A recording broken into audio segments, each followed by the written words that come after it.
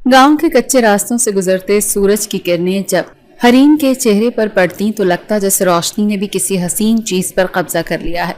वो 12वीं जमात की तालबा थी, लेकिन उसकी सोचें और ख्वाब किसी लड़की के आम ख्वाबों से बहुत मुख्तलिफ थे।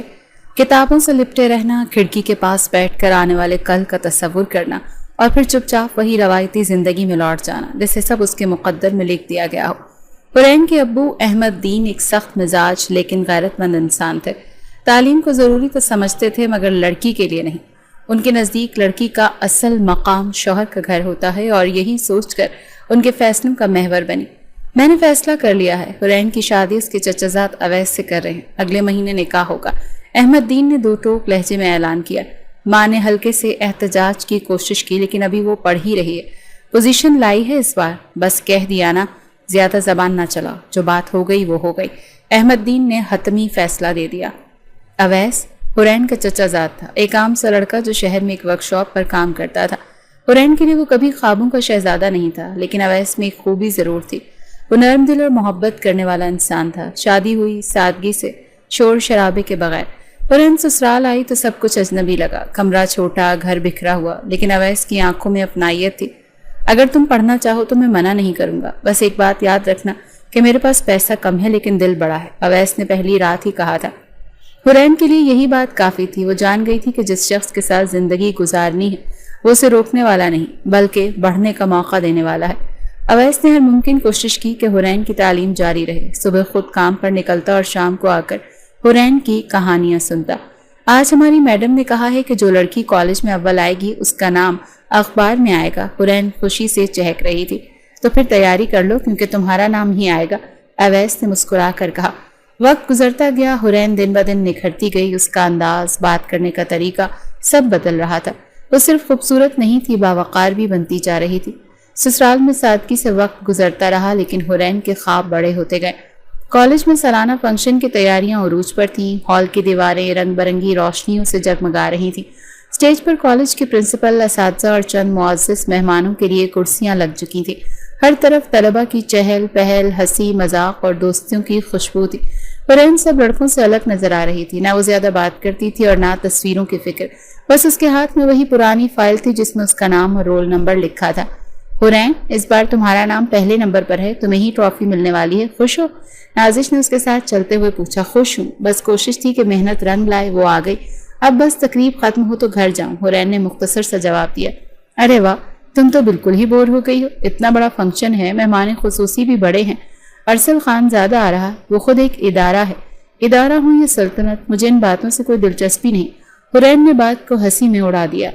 उसी वक्त प्रिंसिपल ने स्टेज पर माइक संभाला। आज हमारे दरमियान एक निहायत मोहतरम नौजवान और कामयाब बिजनेसमैन मौजूद हैं जिन्होंने अपनी मेहनत से न सिर्फ अपना नाम बल्कि पूरे शहर का फख्र बढ़ाया है। खुशामदीद कहते हैं जनाब अरसल खानजादा को। तालियां गूंज उठी। अरसल काले 3 पीस सूट में इंतहाई एतमाद के साथ स्टेज पर चढ़ा। उसका चेहरा संजीदा था लेकिन आंखें मुतजस्सिस। उसे रस्मी तकरीर से ज्यादा दिलचस्पी नहीं थी, मगर आज वो कुछ अलग महसूस कर रहा था। फंक्शन आगे बढ़ा, मुख्तलिफ प्रोग्राम्स पेश किए गए, फिर प्राइज डिस्ट्रीब्यूशन का वक्त आया। प्रिंसिपल ने ऐलान किया कि पहली पोजीशन हासिल करने वाली तालिबा हुरैन अहमद को स्टेज पर बुलाया जाता है। हुरैन ने आहिस्ता से अपनी चादर दुरुस्त की और कदम स्टेज की जाने बढ़ाए। पूरे हॉल की नजरें उस पर थीं, लेकिन अरसल की नजरें कुछ और देख रही थी, जैसे वक्त थम गया हो, आवाजें बंद हो गई हों और सिर्फ एक चेहरा सामने आया हो, वही चेहरा जो आज से पहले कभी न देखा था। हुरैन ने आकर झुककर प्रिंसिपल से इनाम लिया और नजरें झुकाए ही वापस जाने लगी। अरसल ने हाथ बढ़ाकर उससे हाथ मिलाने की कोशिश की, मगर हुरैन ने रस्मी सा सर हिलाकर शुक्रिया अदा किया और पलट गई। नाम क्या बताया इसने? अरसल ने प्रिंसिपल के कान में झुककर पूछा। हुरैन अहमद, हमारी सबसे ज़हीन तलबा है। अच्छा, अरसल ने सर हिलाया, लेकिन उसके जहन में सवालात की एक कतार लग चुकी थी। फंक्शन के बाद सब मेहमानों को कॉलेज की नई इमारत दिखाई जा रही थी। अरसल खामोशी से चल रहा था। अचानक उसकी नजर एक दरवाजे के पास खड़ी हुरैन पर पड़ी, जो अपनी 2 सहेलियों के साथ हंस रही थी। सर ये हमारी लाइब्रेरी है, प्रिंसिपल ने मुतवज्जे करना चाहा, मगर अरसल की नजरें किसी और तरफ थी। उसने सेक्रेटरी को बुलाया। वो लड़की हुरैन अहमद, इसके बारे में सारी मालूमात निकालो। वालिद कौन है, कहाँ रहती है, सब कुछ।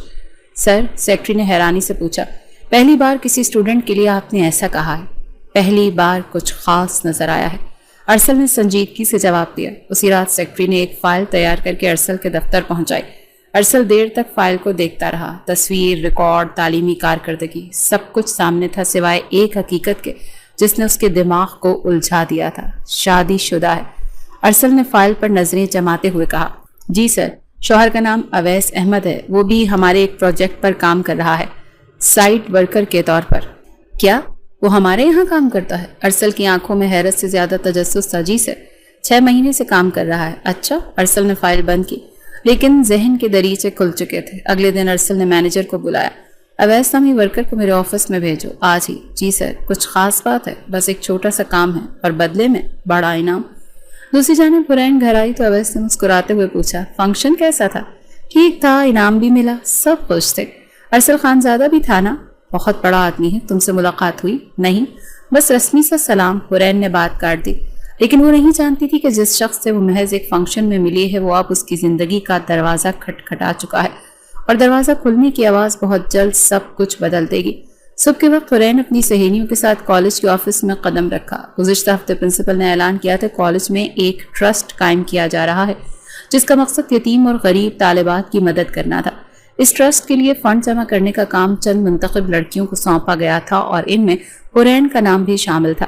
آج ہمیں ارسل خانزادہ کے آفس جانا ہے۔ وہی فنکشن والے بزنس مین نازش نے حرین کے ساتھ چلتے ہوئے کہا، ہمیں صرف فنڈ لینے جانا ہے، کوئی خاص ملاقات تو نہیں ہونی؟ حرین نے نظریں چکاتے ہوئے جواب دیا، بس تم جا کر بات کرنا، تمہیں دیکھ کر شاید جلدی چیک سائن ہو جائے۔ زرمینہ نے ہنستے ہوئے کہا۔ تینوں لڑکیاں آفس پہنچیں۔ استقبالیہ پر اطلاع دی گئی کہ ارسل صاحب کچھ دیر میں میٹنگ سے فارغ ہوں گے۔ سیکرٹری نے ایک کمرے میں بٹھا دیا۔ کمرے میں خاموشی تھی، صرف دیوار پر لگے بڑے سے گھڑیال کی ٹک ٹک سنائی دے رہی تھی۔ حرین نے اپنا بیگ سے فائل نکالی جس میں ٹرسٹ کی مکمل تفصیلات اور درخواستیں شامل تھیں۔ کچھ دیر بعد سیکرٹری اندر آئی۔ کون ملاقات کرے گا سر سے؟ ہم سب، نازش بولی، لیکن سیکرٹری نے ہاتھ اٹھا کر روکا۔ سر نے کہا ہے صرف ایک وہی لڑکی آئے جس نے انعام لیا تھا فنکشن میں۔ نازش اور زرمینہ نے چونک کر ایک دوسرے کی طرف دیکھا۔ حرین تھوڑا الجھی، لیکن ہم سب کی نمائندگی ہے، سب کو آنا چاہیے۔ سر کا یہی حکم ہے، سیکرٹری نے سرد لہجے میں کہا۔ حرین نے ہلکی سی سانس لی اور اٹھ کر کھڑی ہوئی۔ آفس میں داخل ہوتے ہی ایک عجیب سا سکوت اس پر چھا گیا۔ کمرے کی دیواروں پر قیمتی پینٹنگز تھیں، میز پر سلیقے سے رکھی گئی فائلیں اور سامنے اونچی کرسی پر بیٹھا ارسل خانزادہ، اپنے مخصوص انداز میں پرسکون لیکن گہری نظروں سے دیکھنے والا۔ آئیے تشریف رکھیے۔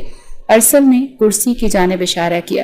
حرین نے فائل آگے بڑھاتے ہوئے کہا، یہ ٹرسٹ کے حوالے سے ہے، غریب طالبات کے لیے تعلیمی امداد کی درخواست ہے۔ ارسل نے فائل کھولی، 2 صفحے پلٹے، پھر قلم اٹھا کر چیک سائن کر دیا۔ بس؟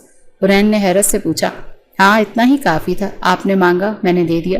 ارسل نے مسکرا کر کہا، شکریہ، ہمیں جلدی واپس جانا ہے۔ حرین نے رسمی انداز میں کہا اور اٹھ گئی۔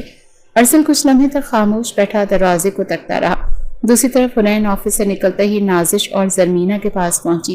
کیا ہوا؟ نازش نے پوچھا۔ کچھ نہیں، بس فائل دی، انہوں نے چیک سائن کر دیا، بات ختم۔ حرین نے بیگ سمیٹا۔ تمہاری بات کا اثر تھا، ورنہ وہ کسی سے اتنی جلدی متاثر نہیں ہوتے۔ زرمینہ نے شوخی سے کہا، مجھے ان سب باتوں سے فرق نہیں پڑتا، مقصد پورا ہو گیا، واپس کالج چلتے ہیں۔ اس دن شام کو حرین گھر پہنچی تو اویس پہلے سے موجود تھا۔ کھانے پر وہ چپ چاپ بیٹھا تھا۔ کالج میں کچھ نیا؟ اویس نے پوچھا۔ ٹرسٹ کے لیے چیک لینے گئی تھی، ارسل خانزادہ نے سائن کر دیا۔ وہی جس کا فنکشن میں ذکر تھا؟ ہاں وہی، حرین نے مختصر جواب دیا۔ بڑا آدمی ہے ویسے، اویس نے کہا اور چائے کا کپ اٹھایا۔ ہوگا، ہمیں کیا لینا دینا۔ اویس اور وہ دونوں خاموشی سے کھانا ختم کرنے لگے۔ ارسل خانزادہ کے دفتر میں معمول سے ہٹ کر خاموشی تھی۔ دن کا وقت تھا لیکن اس نے تمام ملاقاتیں منسوخ کر دیں۔ وہ اپنی میز پر رکھا حرین کا فائل کور بار بار کھول کر دیکھتا رہا۔ فائل میں کچھ عام معلومات تھی، مگر ارسل کو جس چیز نے چونکا دیا وہ حرین کے شوہر کا نام تھا۔ اسی لمحے سیکرٹری کمرے میں داخل ہوئی۔ سر، آپ نے حرین احمد کی فیملی بیک گراؤنڈ کی تفصیل مانگی تھی۔ ہاں بولو۔ سر، تھوڑا عجیب اتفاق ہے، اس کا شوہر؟ ارسل نے آنکھیں اٹھائی۔ کیا ہے اس کا شوہر؟ وہ ہمارے ہی پروجیکٹ پر کام کرتا ہے، سائٹ ورکر ہے، نام ہے اویس احمد۔ ارسل نے لمحے بھر کو سوچا، پھر اس کے لبوں پر ہلکی سی مسکراہٹ ابھری۔ دلچسپ؟ سیکرٹری نے ہچکچاتے ہوئے پوچھا۔ سر، آپ نے پہلے کبھی کسی لڑکی کے بارے میں اتنی دلچسپی نہیں لی، کچھ خاص ہے؟ ارسل نے کرسی سے ٹیک لگا کر کہا، کبھی کبھی کچھ چہرے پہلی بار میں ہی دل میں گھر کر لیتے، اور کچھ چیزیں حاصل کرنا میرے لیے عادت بن چکی ہے۔ لیکن سر، وہ شادی شدہ ہے، میں جانتا ہوں۔ ارسل کا لہجہ اتنا مضبوط تھا کہ سوال مزید اٹھ نہیں پایا۔ اس نے میز پر رکھی فائل بند کی اور حکم دیا، کل اویس کو بلاؤ۔ اگلے دن اویس دوبارہ دفتر بلایا گیا. اس کے چہرے پر الجھن تھی. وہ نہیں جانتا تھا کہ ارسل خان زادہ جیسے بااثر انسان کو اس جیسے معمولی ورکر سے اچانک کیا دلچسپی ہو گئی ہے. بیٹھو اویس، ارسل نے نرمی سے کہا. جی سر. ارسل نے دو ٹوک انداز میں کہا. دیکھو اویس، میں جانتا ہوں کہ اس مہنگائی میں 50-60 ہزار کی نوکری میں گزارا کرنا بہت مشکل ہے، پر میں تمہیں ایک آفر دوں گا جس سے تمہیں بہت فائدہ ہوگا. اویس نے جھجک کر کہا. سر، میں آپ کی بات کا مطلب نہیں سمجھا. ارسل نے کرسی کے پشت سے ٹیک لگائی اور کہا. تمہیں اپنی بیوی کو طلاق دینی ہوگی. اگر تم ایسا کرتے ہو تو تم جو مانگو گے تمہیں ملے گا. اویس کی آنکھیں حیرت سے کھل گئیں. ایسے کے باوجود اس کے ماتھے پر پسینہ آنے لگا. اس سے پہلے کہ وہ کچھ بولتا ارسل نے کہا. مجھے زیادہ لمبی بحث کرنے کی عادت نہیں ہے، مجھے بس تمہارے جواب ہاں میں چاہیے. اویس نے نظریں جھکائی. سر، میں اب بھی سمجھنے کی کوشش کر رہا ہوں کہ آخر آپ کیوں چاہ رہے ہیں کہ میں اپنی بیوی کو طلاق دوں. ارسل نے گہری سانس لی. کیونکہ تمہاری بیوی حورین احمد، وہ میری پسند ہے، میں اسے چاہتا ہوں اور میں کسی بھی قیمت پر اسے حاصل کرنا چاہتا ہوں. اویس نے چونک کر کہا. لیکن سر، وہ میری بیوی ہے. یہی تو تمہاری سب سے بڑی کمزوری ہے اور میری سب سے بڑی آسانی. ارسل نے سیدھی بات کی. اویس نے تھوڑے توقف کے بعد کہا. اگر میں انکار کروں تو تمہیں اس نوکری سے بھی ہاتھ دھونا پڑے گا اور ممکن ہے شہر میں کوئی دوسرا روزگار بھی نہ ملے. ارسل کی بات میں نہ دھمکی تھی نہ رحم، بس ایک ٹھوس حقیقت شامل تھی. اویس کچھ دیر خاموش بیٹھا رہا، پھر ہولے سے بولا. کتنی رقم دیں گے آپ؟ جتنی تمہاری سوچ سے زیادہ ہو. ارسل نے فوراً جواب دیا. پہلے طلاق نامہ تیار کرو، جیسے ہی مجھے ثبوت ملے گا آدھی رقم ادا کر دوں گا، باقی تمہیں مکمل کاغذی کارروائی کے بعد ملے گی. اویس نے گردن جھکا لی. مجھے سوچنے کے لیے وقت چاہیے. ارسل نے مسکرا کر کہا. زیادہ وقت نہ لینا کیونکہ میں انتظار کم اور فیصلے زیادہ کرتا ہوں. اویس آفس سے نکلا تو اس کے قدموں میں لڑکھڑاہٹ تھی. وہ جانتا تھا کہ ارسل جیسے لوگوں کے فیصلے اٹل ہوتے ہیں اور انکار کی گنجائش نہیں ہوتی. دوسری طرف حورین معمول کے مطابق کالج جا رہی تھی. اس نے اویس کے رویے میں خفیف سی تبدیلی محسوس کی تھی، لیکن سوچا کہ شاید کام کے دباؤ کی وجہ سے ہو. کالج میں ٹرسٹ کا کام آگے بڑھ رہا تھا. فنڈنگ کی مد میں کئی کام شروع ہو چکے تھے اور سب لڑکیاں خوش تھیں. حورین ارسل خانزادہ نے ہماری وجہ سے جو تعاون دیا وہ واقعی قابل تعریف ہے. نازش نے کہا. ہو سکتا ہے، لیکن کچھ لوگ صرف نام کے لیے دیتے ہیں، اندر سے ان کی نیت کچھ اور ہوتی ہے. حورین نے کتاب بند کرتے ہوئے کہا. تمہیں اس سے کوئی مسئلہ ہے؟ نہیں، مجھے کسی سے مسئلہ نہیں، بس اپنے کام سے مطلب رکھتی ہوں. اگلے دن اویس خاموشی سے گھر آیا. نہ سلام نہ دعا. کھانے کی میز پر بھی خاموش بیٹھا رہا. سب ٹھیک ہے؟ حورین نے پوچھا.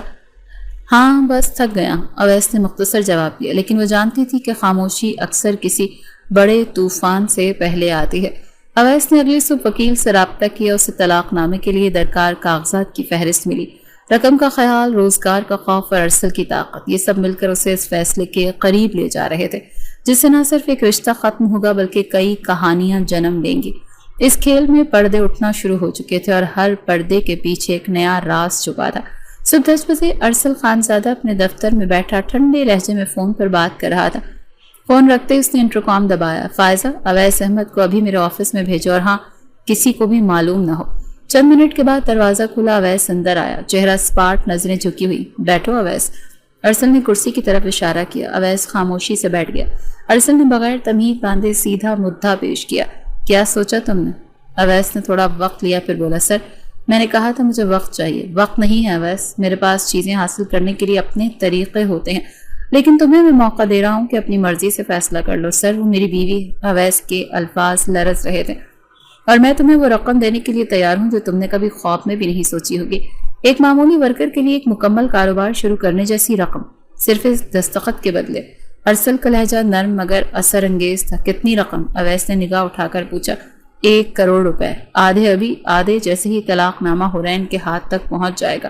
اس کے علاوہ 3 مہینے کی سیٹلمنٹ رقم اور تمہاری نئی دکان کھلوانے میں میری ذاتی مدد. کمرے میں خاموشی چھا گئی. اویس نے گہری سانس لی. سر، آپ سمجھتے ہیں کہ سب کچھ پیسے سے خریدا جا سکتا ہے؟ ارسل نے سیدھا جواب دیا. ہاں، اکثر چیزیں خریدی جا سکتی ہیں. تمہاری بیوی میری پسند ہے، میں اس سے نکاح کرنا چاہتا ہوں. تمہیں وہ زندگی دے سکتا ہوں جو تم آج تک چاہ کر بھی نہ کما سکے. اویس کا چہرہ سفید پڑ گیا. سوچ لو. ارسل نے ٹیبل کی دراز سے ایک بند لفافہ نکالا اور میز پر رکھا. اس میں 5 لاکھ کی نقد رقم ہے، ایڈوانس، طلاق کے بعد باقی. اویس نے لفافہ دیکھا، پھر اٹھایا اور خاموشی سے جیب میں رکھ لیا. کاغذ تیار کرواتا ہوں، 3 دن میں دستخط ہو جانے چاہیے. ارسل نے کرسی سے ٹیک لگاتے ہوئے آخری جملہ کہا. اویس دفتر سے نکلا تو اس کے قدموں میں عجیب سی بے وزنی تھی، جیسے وہ زمین پر چل نہیں رہا بلکہ کسی خلا میں معلق ہے۔ اس نے لفافہ جیب سے نکال کر دیکھا، نوٹ اصل تھے، رقم بھاری اور ضمیر بے چین۔ اگلے دن وکیل کے دفتر میں بیٹھ کر اویس نے خاموشی سے طلاق نامہ تیار کروایا۔ وکیل نے پوچھا، کچھ ذاتی مسئلہ ہے؟ بس ایسا ہی کچھ ہے، اویس نے جلدی میں جواب دیا۔ گھر واپس آ کر اویس کا رویہ یکسر بدل چکا تھا۔ وہ بلا وجہ غصے کرتا، بات بات پر چلاتا، حتیٰ کہ رات کھانے کی میز پر حرین سے الجھ پڑتا۔ صبح کی دھوپ آہستہ آہستہ کمرے میں سرک رہی تھی۔ حرین نے ہمیشہ کی طرح نماز پڑھی، ناشتہ بنایا اور اویس کا انتظار کیا، جو اکثر دفتر سے جلدی واپس آ جاتا تھا۔ مگر آج کچھ مختلف تھا۔ اویس دروازے سے داخل ہوا تو اس کے ہاتھ میں ایک بھاری لفافہ تھا۔ چہرے پر الجھن، آنکھوں میں بوجھ اور آواز میں وہ شناسائی ختم ہو چکی تھی۔ چائے لاؤ، اس نے کمرے میں آتے ہی کہا، بغیر سلام کے۔ حرین نے فوراً چائے بنائی، لیکن ساتھ ہی بولی، کیا بات ہے؟ طبیعت ٹھیک ہے؟ بس کام کا دباؤ ہے اور کچھ باتیں جو مجھے برداشت نہیں ہو رہی۔ کیسی باتیں؟ اویس نے چائے کا کپ رکھا اور آہستہ سے بولا، لوگ کہہ رہے ہیں تم کالج میں بہت مشہور ہو گئی ہو، سب لڑکوں سے کھل کر بات کرتی ہو۔ کیا؟ کس نے کہا؟ حرین نے آواز بلند کی۔ سب کہتے ہیں، تمہیں لگتا ہے میں بے خبر ہوں؟ اویس، تمہیں مجھ پر شک ہے؟ حرین کی آنکھوں میں حیرت ابھری۔ میں اب تمہارے کردار پر یقین نہیں کر سکتا۔ تمہیں دیکھ کر اب شرم آتی ہے۔ اویس کا لہجہ زہریلا ہو چکا تھا۔ تمہیں جو بھی غلط فہمی ہے وہ دور کرو، میں تمہاری بیوی ہوں، تمہارے ساتھ وفادار ہوں۔ اویس نے میز پر زور سے ہاتھ مارا، مت کرو یہ ڈرامہ، تم جیسی لڑکیاں صرف سامنے معصوم ہوتی ہیں۔ یہ سنتے ہی حرین کی آنکھوں سے آنسو گرنے لگے۔ تم کیا سمجھتے ہو؟ تم پیسے لا کر مجھے خرید سکتے ہو؟ میں تمہاری عزت ہوں، تمہارے ساتھ باندھی ہوئی ہوں، محبت کرتی ہوں تم سے۔ اویس نے تیز لہجے میں کہا، محبت وہ کرتے ہیں جو ایماندار ہوں، تم تو بس موقع کی تلاش میں تھی۔ پھر اگلے چند دن میں اویس کا رویہ مزید بگڑنے لگا۔ کبھی دیر سے گھر آتا، کبھی کھانے پر غصہ، کبھی بلا وجہ چیخ چلاتا۔ ایک شام حرین نے پوچھا، آخر کیا مسئلہ ہے، صاف بتاؤ۔ اویس نے حرین کے ہاتھ سے برتن چھین کر نیچے پٹک دیا۔ میں مزید تمہارے ساتھ نہیں رہ سکتا۔ یہ کیا پاگل پن ہے؟ حرین چیخے۔ اویس نے ایک زوردار تھپڑ حرین کے چہرے پر مارا۔ خاموش ہو جاؤ، بہت سن چکا ہوں میں تمہاری بکواس۔ حرین زمین پر گر گئی۔ کچھ دیر خاموشی رہی، صرف حرین کے رونے کی آواز سنائی دیتی رہی۔ پھر اویس نے جیب سے کاغذ نکالا اور اسے زمین پر پھینکا۔ یہ طلاق نامہ ہے، دستخط ہو چکے ہیں، اب تم آزاد ہو۔ حرین نے کانپتے ہاتھوں سے کاغذ اٹھایا، آنکھیں دھندلا گئیں، زبان ساکت ہو گئی۔ تم نے میرے ساتھ کیا کیا؟ بس وہی جو تم جیسی عورت کے ساتھ ہونا چاہیے۔ حرین نے چپ چاپ اپنی چیزیں سمیٹیں، کوئی سوال نہیں کیا، کوئی احتجاج نہیں۔ اس کی ماں کا پرانا دوپٹہ، کچھ کتابیں اور دل کا بکھرا ہوا سکون، بس یہی سب ساتھ تھا۔ وہ دروازے سے نکلتے ہوئے رکی۔ ایک بات یاد رکھنا اویس، جو رشتے بیچ دیے جائیں تو کبھی واپس نہیں آتے۔ پھر وہ میکے پہنچ گئی۔ دروازے پر ماں نے دیکھا تو چونک گئی۔ کیا ہوا بیٹا؟ حرین نے بس اتنا کہا، طلاق ہو گئی امی۔ ماں کے ہاتھ سے پانی کا گلاس چھوٹ گیا۔ اب آپ اندر سے آیا، کیا بکواس کر رہی ہو؟ سچ ہے ابو، اویس نے طلاق دے دی، بغیر وجہ، بغیر سبب۔ ماں نے بیٹی کو گلے لگا لیا۔ آجا، سب ٹھیک ہو جائے گا۔ حرین کے کمرے میں اب صرف خاموشی تھی۔ وہ دیوار کے ساتھ ٹیک لگائے بیٹھی تھی، موبائل بند، آنکھیں خالی، دل خالی، اور زندگی کا وہ خواب جس کی بنیاد محبت پر تھی خاک ہو چکا تھا۔ اگلی صبح اویس ارسل خانزادہ کے دفتر پہنچا۔ کام مکمل ہو گیا ہے سر، ارسل نے مسکرا کر میز کی دراز سے ایک اور لفافہ نکالا۔ باقی رقم اور دکان کا کاغذ کل تک مل جائے گا۔ شکریہ سر۔ ارسل نے غور سے اویس کو دیکھا۔ یاد رکھنا تم نے پیسے لیے، لیکن وہ عورت میری ہے اب۔ اویس نے نظریں جھکا لیں اور باہر نکل گیا۔ ادھر ارسل نے انٹرکام پر حکم دیا، فائزہ، حرین کے والد کو فون کرو، بتاؤ کہ میں ان سے ملاقات کرنا چاہتا ہوں، ایک کاروباری سلسلے میں۔ سیکرٹری نے فون ملایا اور اگلی ملاقات طے ہو گئی۔ کہانی اب ایک نئے موڑ پر آ چکی تھی۔ ایک رشتہ ختم، ایک سودا مکمل، اور اگلا منصوبہ شروع ہونے والا تھا۔ حرین کو ابھی نہیں معلوم تھا کہ جس شخص نے اس کی زندگی اجاڑی اب اسی کے دروازے پر وہ آنے والا ہے۔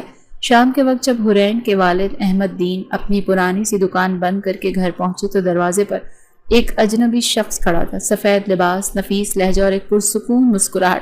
السلام علیکم احمد صاحب، اس نے مؤدبانہ انداز میں پوچھا۔ جی، آپ کون؟ احمد دین نے قدرے حیرانی سے جواب دیا، میں ارسل خانزادہ، بزنس مین ہوں۔ آپ کی بیٹی حرین کے کالج میں کچھ تعاون کیا تھا، اسی سلسلے میں ملاقات کا ارادہ رکھتا ہوں۔ احمد دین نے دروازہ کھولا۔ آئیے آئیے، اندر آئیے۔ ارسل اندر آیا، صوفے پر بیٹھا، نظریں جھکائے رکھی۔ احمد دین نے پانی کا گلاس سامنے رکھا۔ کہیے، کیسے آنا ہوا؟ دراصل مجھے آپ کے کاروبار کے بارے میں معلوم ہوا، کچھ لوگ بتا رہے تھے کہ آپ کو سرمایہ کاری کی ضرورت ہے، اگر آپ چاہیں تو ہم مل کر کوئی کام شروع کر سکتے ہیں۔ ارے واہ، یہ تو بڑی بات کہہ دی آپ نے۔ آج کل حالات ویسے بھی اچھے نہیں، آپ جیسے بندے کا ساتھ ہونا تو کچھ بہتری آ سکتی ہے۔ میں تو بس آپ کو اپنا سمجھ کر آیا ہوں. آپ کی بیٹی سے ملاقات ہوئی تھی, بہت باادب اور سمجھدار لگی. احمد الدین نے فخر سے کہا, حرین ہمیشہ سے ہی ایسی ہے, بس قسمت خراب نکلی. اویس جیسا نکما شوہر ملا. سب نصیب کی بات ہے, لیکن بعض اوقات ہمیں خود بھی اپنی قسمت بدلنے کا اختیار ہوتا ہے. جی بالکل بجا فرمایا ہے آپ نے. چند دنوں بعد ارسل نے دوبارہ فون کیا اور احمد صاحب آپ سے کچھ ذاتی بات کرنی تھی, ملاقات ممکن ہے؟ ضرور, آپ آئیں تو صحیح. اس روز ارسل نے اپنے 2 ملازمین کے ہمراہ آیا, مگر بات صرف بزنس کی نہیں تھی. چائے کے دوران وہ سیدھا اصل مدعے پر آیا. دراصل میں رشتہ بھیجنا چاہتا ہوں. احمد الدین چونک گیا. رشتہ؟ کس کے لیے؟ آپ کی بیٹی حرین کے لیے. اگر آپ کو اعتراض نہ ہو تو میں اسے اپنا ہمسفر بنانا چاہتا ہوں. کمرے میں لمحے بھر کو خاموشی چھا گئی. دیکھیں خان صاحب, حرین ابھی طلاق یافتہ ہے اور آپ جیسے آدمی کے لیے تو ہزاروں رشتے ہوں گے. میں جانتا ہوں, لیکن مجھے حرین پسند ہے. میں اپنے دل کی بات آپ کے سامنے رکھ رہا ہوں. احمد الدین کچھ لمحے سوچتا رہا, پھر بولا, خان صاحب میں انکار نہیں کرتا, لیکن مجھے کچھ دن دیں. بیٹی سے مشورہ کیے بغیر کچھ کہنا مناسب نہیں ہوگا.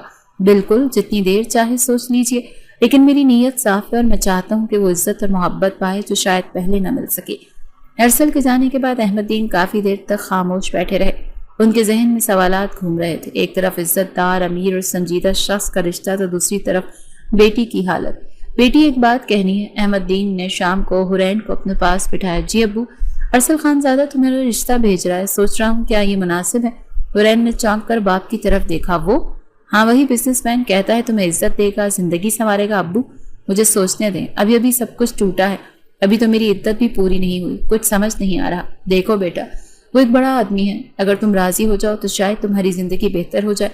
حرین نے کوئی جواب نہیں دیا, بس نظریں جھکائیں اور اپنے کمرے میں چلی گئی. دوسری طرف ارسل نے دفتر میں سیکرٹری سے پوچھا, پرپوزل کا کیا بنا؟ احمد صاحب نے سوچنے کا وقت مانگا ہے, انہیں آرام سے سوچنے دو, جواب مثبت ہوگا, مجھے یقین ہے. اگلے دن ارسل نے احمد الدین کو فون کیا. احمد صاحب ایک اور مشورہ ہے, اگر آپ چاہیں تو آپ کی دکان کی تزئین نو میں مدد کر سکتا ہوں. یہ صرف دوستی کا اظہار ہوگا. آپ بہت اچھے ہیں خان صاحب, احسان ہوگا. اس شام حرین نے اپنی ماں سے پوچھا, امی اگر ابو راضی ہو جائیں تو کیا مجھے عدت کے بعد شادی کر لینی چاہیے؟ ماں نے بیٹی کے ہاتھ تھامے. بیٹی ہم تو تمہاری خوشی چاہتے ہیں, اگر تم سمجھتی ہو کہ وہ تمہیں سنبھال سکتا ہے تو مان جاؤ. اب تو تمہاری عدت بھی پوری ہونے والی ہے, زندگی ایک موقع اور دیتی ہے بعض اوقات. 3 دن بعد احمد الدین نے ارسل کو فون کیا کہ ہمیں آپ کا رشتہ منظور ہے. ارسل کے چہرے پر اطمینان سا چھا گیا. شکریہ احمد صاحب, میں بہت جلد رسمیں طے کرنا چاہوں گا. اس سب کچھ طے ہو چکا تھا. حرین خاموش تھی, دل میں سوال تھے, لیکن اس بار وہ خود کو حالات کے سپرد کرنے پر مجبور ہو چکی تھی. کچھ رشتے سوچ سے نہیں وقت سے بنتے ہیں, اور وقت نے ایک بار پھر حرین کو ایسے موڑ پر لا کھڑا کیا تھا جہاں دھوکہ اور چالاکی کا پردہ انتہائی باریک تھا, لیکن وہ اسے ابھی دیکھ نہیں پائی تھی. عدت ختم ہوئی, نکاح کی تاریخ طے ہو چکی تھی, بازار میں گہما گہمی تھی, کپڑے, زیورات, کارڈز, سب کچھ ارسل خانزادہ کی شان و شوکت کے مطابق ہو رہا تھا. حرین کے گھر والے, خاص طور پر احمد الدین, رشتہ طے ہونے کے بعد مطمئن تھے. محلے والوں میں بات پھیل چکی تھی کہ حرین کی شادی شہر کے سب سے بااثر اور امیر شخص سے ہو رہی ہے. حرین بیٹی, تمہارے تو نصیب جاگ اٹھے, خالہ نصرت نے کہا جب شادی کی شاپنگ کے لیے آئے مہمان خواتین کمرے میں موجود تھیں. حرین مسکرانے کی کوشش کرتی, لیکن اس کے لب ساکت رہتے. وہ کسی بھی تیاری میں دلچسپی نہ دکھاتی, نہ کپڑوں کے ڈیزائن پر رائے دیتی, نہ زیورات پر, صرف ایک خاموش مشین کی طرح جہاں کہا جاتا وہاں بیٹھ جاتی, جس فائل پر دستخط کرنے کو کہتے کر دیتی. امی نے ایک رات اس کے کمرے میں آ کر کہا, بیٹا کچھ خوشی ظاہر کرو, آخر نئی زندگی شروع ہونے جا رہی ہے. امی, خاموشی کبھی خوشی کی ایک شکل ہوتی ہے. ماں کچھ بول نہ سکی. وہ جانتی تھی کہ بیٹی نے زبردستی کچھ نہیں کیا, لیکن رضامندی بھی خوشی کی نشانی نہیں. دوسری طرف ارسل خانزادہ شادی کی ہر تیاری ذاتی نگرانی میں کروا رہا تھا. اس نے شہر کے مہنگے ترین کیٹرز, ڈیکوریٹرز اور فیشن ڈیزائنرز کو بلوایا تھا. حرین کو وہی جوڑا پہننا چاہیے جو میں نے منتخب کیا, کوئی تبدیلی نہیں. ارسل نے ڈریس ڈیزائنر کو سختی سے ہدایت دی تھی.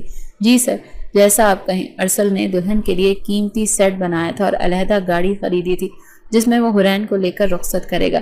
شادی والے دن شہر کے بڑے ہوٹل میں تقریب ہوئی. میڈیا کوریج, بڑی شخصیات کی آمد, ہر طرف چرچا. اسٹیج پر حرین دلہن بنی بیٹھی تھی. چہرہ میک اپ سے سجا ہوا تھا, مگر آنکھوں میں وہ روشنی نہیں تھی جو عام دلہنوں کی آنکھوں میں ہوتی ہے. ارسل خانزادہ دلہا کے لباس میں مہمانوں کا استقبال کر رہا تھا اور ہر کوئی اس کی تعریف کر رہا تھا. خان صاحب, اس بار تو آپ نے کمال ہی کر دیا ہے. شکر ہے اللہ کا جی. ارسل نے رسمی مسکراہٹ دی. جب نکاح خان نے نکاح پڑھایا تو حرین نے 3 بار قبول ہے کہا, لیکن آواز مدھم تھی. ارسل نے اعتماد سے جواب دیا, قبول ہے. دستخط ہو گئے، مبارکباد دی گئی۔ ارسل نے میڈیا کے سامنے مسکرا کر تصویریں بھی بنوائیں، لیکن اس کی نظریں بار بار حورین کے چہرے پر جا رکیں، جیسے وہ اس کے خاموش چہرے میں کچھ تلاش کر رہا ہو۔ چلو دلہن کو لے کر چلتے ہیں۔ ارسل نے باپ کی اجازت سے حورین کا ہاتھ تھاما۔ رخصتی کے وقت ماں کی آنکھیں نم تھی، مگر حورین کی آنکھوں میں آنسو تک نہ تھے۔ گاڑی میں بیٹھتے ہی اس نے کھڑکی سے باہر دیکھا، سارا منظر دھندلا لگ رہا تھا، لیکن جیسے یہ سب اس کے ساتھ نہیں بلکہ کسی اور کے ساتھ ہو رہا ہو۔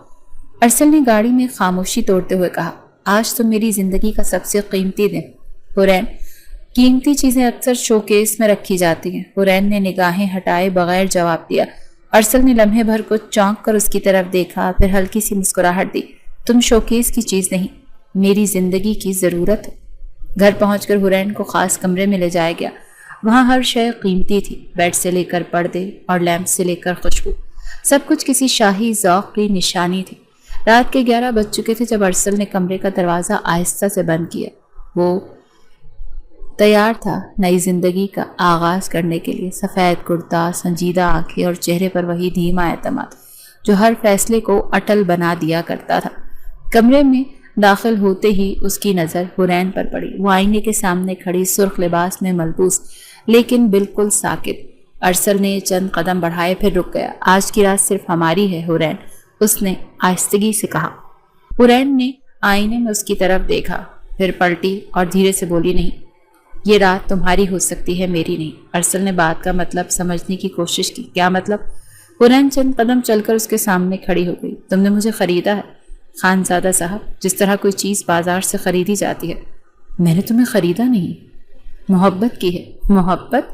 حورین کی آواز میں طنز تھا۔ محبت پیسے دے کر طلاق دلوانے کا نام ہے؟ یہ کسی کے کردار پر الزام لگوا کر اسے تنہا کر دینے کا نام ہے۔ ارسل نے قدم پیچھے نہ ہٹایا۔ جو کچھ بھی ہوا میں نے تمہارے لیے کیا، تاکہ تمہیں وہ مقام ملے جس کی تم حقدار ہو۔ تم نے جو کچھ کیا وہ صرف اپنی تسکین کے لیے کیا۔ تمہیں لگا تم جیسا بااثر آدمی جسے چاہے پا سکتا ہے، اور تم نے مجھے پا لیا، لیکن میں تمہاری کبھی نہیں ہو سکتی۔ کمرے میں ایک پل کے لیے خاموشی چھا گئی، صرف باہر صحن میں لٹکتے فانوس کی ہلکی جھنکار سنائی دے رہی تھی۔ ارسل نے دھیمے لہجے میں کہا، کبھی کبھی انسان جو چاہتا ہے وہ غلط طریقے سے حاصل کر لیتا ہے، لیکن نیت ہمیشہ صاف ہوتی ہے۔ نیت؟ حورین نے آگے بڑھ کر ارسل کی آنکھوں میں جھانکا۔ تم نے کبھی مجھ سے پوچھا، کبھی میری مرضی جانی؟ تم نے صرف اپنے پیسے اور اپنی طاقت پر اپنے غرور سے فیصلہ سنایا۔ اگر میں کہوں کہ میں واقعی تم سے محبت کرتا ہوں تو میں کہوں گی کہ محبت میں اختیار چھیننا نہیں، دینا ہوتا ہے۔ ارسل نے سر جھکا لیا۔ میں نے تمہیں کھونا نہیں چاہا تھا، تم نے مجھے کبھی پایا ہی نہیں خانزادہ صاحب۔ حورین کی آواز میں اب سکون تھا، لیکن آنکھوں میں ایک الگ جلال۔ آج کی رات تمہارے خوابوں کی رات ہو سکتی تھی، لیکن میں تمہیں حقیقت دکھانے کے لیے یہاں آئی ہوں۔ ارسل نے کہا، میں تمہیں وہ سب کچھ دوں گا جو تم نے کبھی سوچا بھی نہیں ہوگا۔ مجھے کچھ نہیں چاہیے، مجھے صرف اپنا سکون چاہیے، جو تمہارے ساتھ تو ہرگز بھی ممکن نہیں۔ تمہیں لگتا ہے میں صرف دولت سے محبت جتاتا ہوں؟ محبت کا اظہار دولت سے نہیں ہوتا۔ تم نے اگر سچ میں محبت کی ہوتی تو مجھے آزادی دیتے، فیصلہ کرنے کا حق دیتے۔ ارسل آہستہ سے بیٹھ کے کنارے بیٹھ گیا اور چہرہ ہاتھوں میں چھپا لیا۔ شاید زندگی میں پہلی بار وہ ہار رہا تھا۔ وہ جو بزنس میں، سیاست میں اور ہر تعلق میں جیتتا آیا تھا، آج ایک عورت کے سامنے بے بس تھا۔ تم اب کیا چاہتی؟ اس نے مایوسی سے پوچھا۔ میں چاہتی ہوں کہ تم یہ سچ قبول کرو کہ تم نے غلط کیا، اور میں چاہتی ہوں کہ تم میرے سامنے ایک مجرم کی طرح کھڑے رہو، نہ کہ ایک فاتح کی طرح۔ ارسل نے نظریں اٹھائیں۔ اگر میں سچ مان لوں تو کیا تم مجھے معاف کر دو گی؟ معافی دینا میرے اختیار میں نہیں، میرے رب کے اختیار میں ہے۔ میں بس یہ کہہ سکتی ہوں کہ تم نے جو بونا تھا آج وہی کاٹ رہے ہو۔ حورین نے اپنی چادر اٹھائی، دروازے کی طرف بڑھی۔ کہاں جا رہی ہو؟ ارسل نے چونک کر پوچھا۔ اس کمرے سے باہر، کیونکہ یہ رات تمہارے لیے شاید ایک نئی شروعات تھی، لیکن میرے لیے ایک پرانا حساب چکانے کا وقت تھا۔ دروازہ کھلا اور حورین خاموشی سے باہر نکل گئی۔ ارسل وہیں بیٹھا رہا۔ کمرے میں مہنگے فرنیچر، روشنی اور عطر کی خوشبوؤں کے باوجود صرف ایک چیز باقی رہ گئی تھی، اور وہ تھی خاموشی۔ اور اس خاموشی میں ارسل کو پہلی بار احساس ہوا کہ وہ جسے جیت سمجھ رہا تھا، اصل میں وہ اس کی ایک بدترین ہار تھی۔ صبح ہوتے ہی حورین گھر کے ایک خاموش کونے میں بیٹھی۔ دل کا بوجھ رات سے بھی زیادہ تھا۔ کمرے میں موجود کچھ وہی تھا، لیکن فضا بدل چکی تھی۔ ارسل کے قدموں کی چاپ سنائی دی۔ وہ کمرے میں داخل ہوا۔ ہمیں بات مکمل کرنی ہے حورین۔ ارسل کا لہجہ خشک تھا، बात तो मुकम्मल हो चुकी, तुमने मेरी मर्जी के बगैर जो चाहा हासिल कर लिया, अब मजीद क्या रह गया? मैं चाहता हूँ तुम मान लो कि मैं तुमसे सच में मोहब्बत करता हूँ। हुरैन ने कुर्सी से उठते हुए कहा, मोहब्बत साबित करना इतना आसान नहीं। खानजादा साहब, अगर इतना दावा है तो साबित करो। कैसे? क्या तुम चाहती हो कि मैं सब कुछ छोड़ दूं? नहीं, हुरैन ने सर्द आवाज में कहा, अगर तुम्हें सच में मोहब्बत है तो जान दे दो मेरे लिए। अरसल चौंका, कुछ लम्हे खामोश रहा, फिर उसकी आंखों में अजीब सी रोशनी उभरी। वो पलटा और बगैर कुछ कहे कमरे से निकल गया। अरसल, हुरैन ने आवाज दी, मगर वो जा चुका था। हुरैन के दिल में हलचल मच गई। वो दरवाजे की तरफ बढ़ी लेकिन कदम रुके। कुछ सोचा, फिर जल्दी से दुपट्टा लिया और बाहर निकल गई। नीचे पहुंचकर खादिमा से पूछा कि खान साहब कहाँ गए हैं?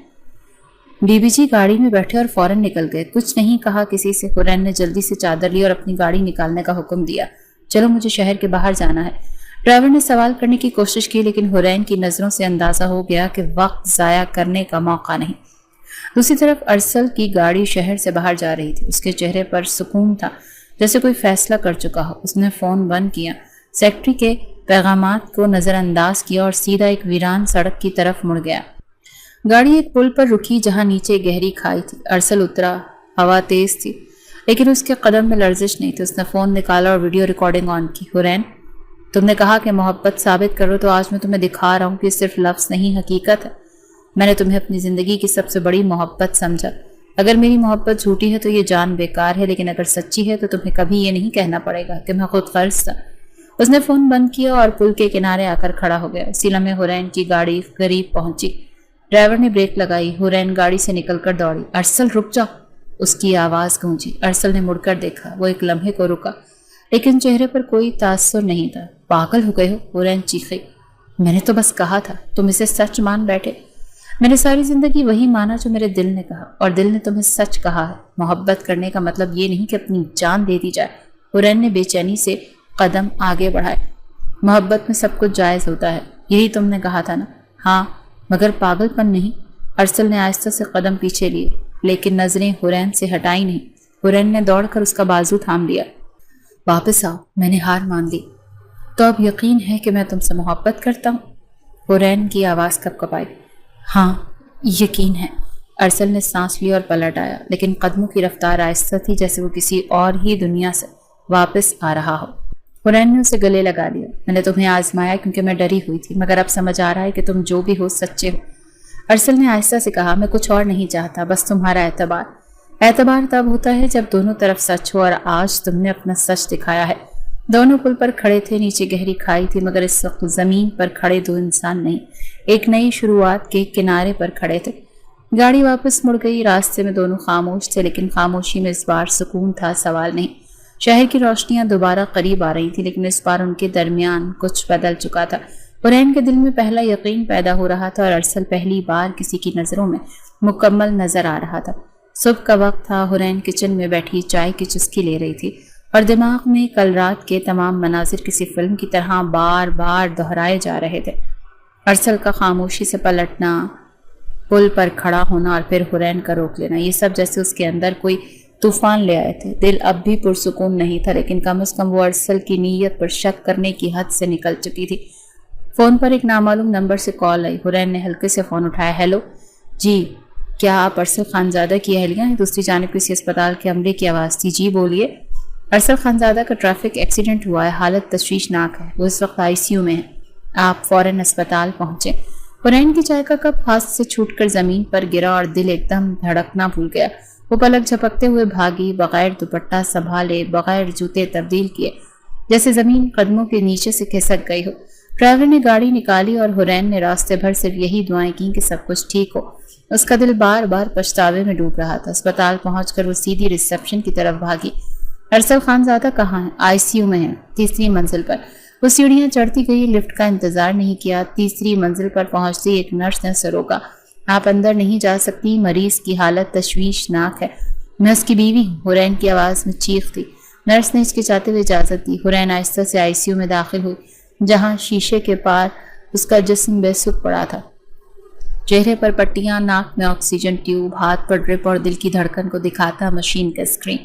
अरसल, हुरैन ने शीशे के सामने खड़े होकर आहिस्ता से कहा, जैसे वो सुन लेगा। वो कुर्सी पर बैठ गई और सर घुटनों में छुपा लिया।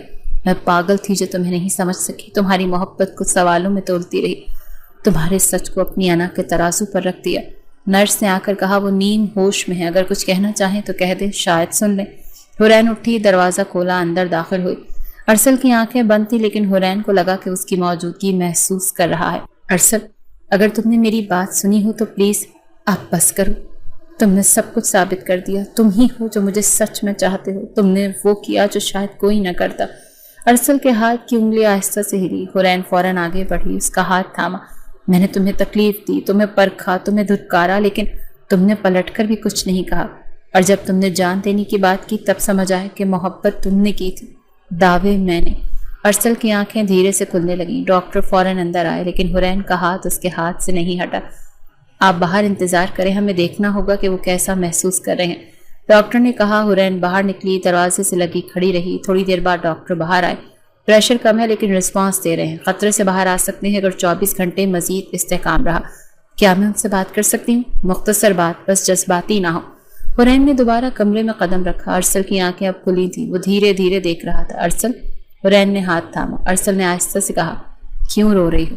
تم نے سچ میں پاگل پن کر دیا۔ حرین نے مسکرا کر آنسو صاف کیے۔ تم نے کہا ثابت کرو، تمہیں نکل گیا۔ تمہیں ضرورت نہیں تھی جان دینے کی، صرف مجھے یقین دلانے کی تھی۔ ارسل نے ہلکی آواز میں کہا، یقین کبھی لفظوں سے نہیں آتا، عمل سے آتا ہے۔ حرین نے اس کی پیشانی کو چوم لیا۔ میں تم سے محبت کرتی ہوں، شاید پہلے نہیں سمجھ پائی لیکن اب جانتی ہوں کہ تم میرے سب کچھ ہو۔ ارسل نے دھیرے سے ہاتھ دبایا۔ تو پھر اب بھاگنا نہیں، اب تمہارے ساتھ رہنا ہے ہر حال میں۔ اسپتال کی صبح عام صبحوں جیسی نہیں تھی۔ کھڑکی سے آتی روشنی حرین کے چہرے پر پڑ رہی تھی۔ وہ پوری رات ارسل کے بستر کے پاس بیٹھی رہی۔ نرسیں آ جا رہی تھیں، ڈاکٹر چیک اپ کر رہے تھے، لیکن حرین کی نظریں صرف ایک چیز پر تھیں، ارسل کے چہرے پر آتی ہوئی ہوش کی ہلکی سی جنبش۔ میڈم، لگتا ہے وہ مکمل ہوش میں آ رہے ہیں، ڈاکٹر نے آہستہ سے کہا۔ حرین نے سر ہلایا اور ارسل کا ہاتھ اپنے ہاتھ میں لے لیا۔ اگلے لمحے ارسل کی پلکیں تھوڑا تھوڑا اٹھنے لگیں، آنکھیں دھیرے دھیرے کھلنے لگیں۔ کمرے کی سفید چھت، مشینوں کی بیپ اور پھر وہ چہرہ جو آنسو اور مسکراہٹ کا عجیب سا امتزاج لیے سامنے تھا۔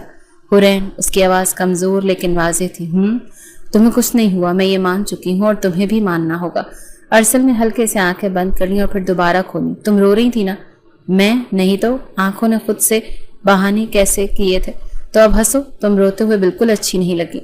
حرین نے ہنستے ہوئے اس کی انگلیاں دبائیں۔ اگر تمہیں کچھ ہو جاتا نا تو میں تمہیں واپس لا کر پھر مار دیتی۔ اتنی محبت ہے؟ نہیں، اتنا غصہ ہے، حرین نے سر جھکا کر کہا۔ محبت تو شاید اس سے بھی زیادہ ہے جتنی میں خود کو بھی کبھی نہیں دے سکی۔ تو کیا آپ سب ٹھیک ہے؟ ارسل کی آواز میں ایک ہلکی سی ڈری ہوئی امید تھی۔ ٹھیک؟ سب کچھ ٹھیک نہیں ہے ارسل، حرین نے اس کی طرف جھک کر کہا، لیکن اب تم اور میں ایک ساتھ ہیں اور یہی سب کچھ ہے۔ اگر میں پھر سے اپنی محبت ثابت کرنے کے لیے کوئی پاگل پن کر بیٹھا تو میں تمہیں خود مار دوں گی۔ حرین کی آواز میں اب مسکراہٹ تھی لیکن آنکھوں میں دھمکی بھی، درد بھی اور محبت بھی۔ ارسل ہنس پڑا، یعنی اب اجازت کے بغیر کچھ نہیں کرنا؟ نہیں، اب ہر قدم سے پہلے پوچھنا ہوگا، ہر بات سے پہلے بتانا ہوگا۔ کمرے میں خاموشی کا خوشگوار لمحہ آیا، پھر نرس نے آ کر دوا دی۔ ڈاکٹر نے معائنہ مکمل کر کے کہا، آئندہ 24 گھنٹے اہم ہیں لیکن بہتری کے واضح آثار ہیں۔ حرین نے سر ہلا کر ڈاکٹر کا شکریہ ادا کیا اور ارسل کے بستر کے پاس بیٹھ کر اس کی آنکھوں میں دیکھنے لگی۔ جانتے ہو، تمہارے ایکسیڈنٹ کے بعد سب کچھ رک گیا تھا، لگتا تھا جیسے میری سانسیں تمہاری مرضی سے چلتی ہیں۔ ارسل نے جواب دیا، اور تمہارے نہ ہونے سے میری زندگی بے جان ہو جاتی ہے۔ تو پھر یہ طے ہوا، اب ہم ایک دوسرے کو آزمائیں گے نہیں، اب صرف ساتھ دیں گے۔ اسی وقت دروازہ کھلا اور احمد دین اندر آیا۔ حرین نے چونک کر باپ کی طرف دیکھا۔ ابو، ارسل کو دیکھنے آیا تھا، بہت سن چکا ہوں تم دونوں کے بارے میں۔ ارسل نے کوشش کی سیدھا ہو کر بیٹھے۔ السلام علیکم انکل۔ بیٹا، مجھے معلوم ہے تم نے کچھ غلط فیصلے کیے ہیں لیکن جس طرح میری بیٹی کے لیے کھڑے رہے اس پر دل سے دعا نکلتی ہے۔ بس، حرین نے بغیر کچھ سمجھ نہیں آتا ارسل نے دھیرے سے کہا، اور اب صرف یہی سمجھ آتا ہے جو سچ ہے، وہ حرین ہے۔ احمد دین کی بیٹی کی طرف دیکھا جو خاموشی سے ارسل کا ہاتھ تھامے بیٹھی تھی۔ میری بیٹی خوش ہے، یہ سب سے بڑی بات ہے۔ ابو، میں ٹھیک ہوں، اب واقعی ٹھیک ہوں، حرین نے کہا۔ احمد دین نے ارسل کے سر پر ہاتھ رکھا۔ اللہ تم دونوں کو سلامت رکھے۔ اگلے 2 دنوں میں ارسل کی طبیعت میں واضح بہتری آ گئی تھی۔ اسپتال سے چھٹی ملنے کے بعد وہ واپس گھر آیا جہاں حرین پہلی بار اس کے لیے ہاتھ سے کھانا بنا رہی تھی۔ یہ کیا؟ ارسل نے پلیٹ دیکھ کر پوچھا۔ وہی جو تمہیں پسند ہے، لیکن نمک کم ہے کیونکہ ڈاکٹر نے منع کیا۔ اگر تم بناؤ گی تو بغیر نمک کے بھی مزہ آ جائے گا۔ اب اتنی بھی خوش فہمی اچھی نہیں۔ حرین نے چمچ سے اس کا ہاتھ مارا۔ سیدھا کھاؤ اور کم باتیں کرو۔ کمرے میں قہقہا گونجا۔ ملازمہ نے دروازے سے جھانک کر کہا، بی بی جی بہت دنوں بعد خان صاحب کو ہنستے دیکھا ہے اور میں چاہتی ہوں کہ اب وہ روز ہنسیں، مگر عقل کے دائرے میں۔ ارسل نے سر ہلا کر کہا، آپ کا حکم سر آنکھوں پر بیگم صاحبہ۔ اور یوں وہ کہانی جس کی بنیاد لالچ، ضد اور غلط فہمیوں پر رکھی گئی تھی، اب محبت، یقین اور ساتھ پر استوار ہو چکی تھی۔ ارسل اور حرین نے اپنے حصے کی جنگ لڑ لی تھی۔ اب انہیں صرف ایک دوسرے کا ہاتھ تھامے چلتے چلے جانا تھا۔ کہتے ہیں محبت جیت جاتی ہے، اور اس بار واقعی جیت محبت کی ہوئی تھی۔